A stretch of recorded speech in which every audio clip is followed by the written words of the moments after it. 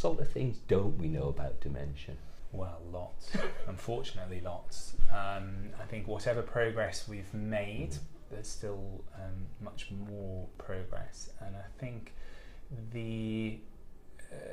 I think about, again, sort of splitting that into thinking about what's going on at the sort of cell and molecule level. There are still lots to know about those different pathways that are happening. And I think of it in a sort of simplistic way, which is that the disease gets triggered in some way, and then there are some abnormal pathways in our brain, and then we end up with, in Alzheimer's disease, amyloid and tau in our brain. And how we get from that trigger to the amyloid and tau, we know a lot more than we did, but a lot less. And I suppose that particularly it's thinking about that very trigger, what's causing it, why me? That's a question that we always get asked. But then there are also things on the clinical science side. How do we run the best trial? Do we definitely have the right marker?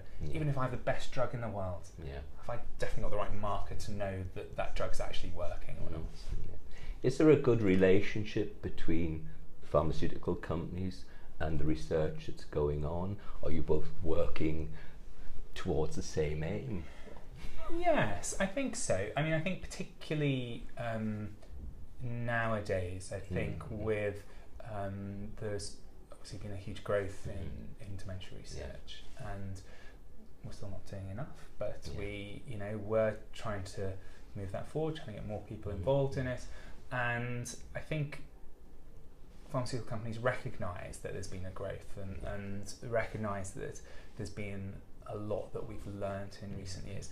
And in a way, that translation of what's been learned into developing new drugs is happening. So I think there's an important relationship to be had between academics like me and drug companies, and back and forth, and we can share knowledge. And those are important. We wouldn't be able to do these trials without pharmaceutical companies. We won't cure them without drug companies.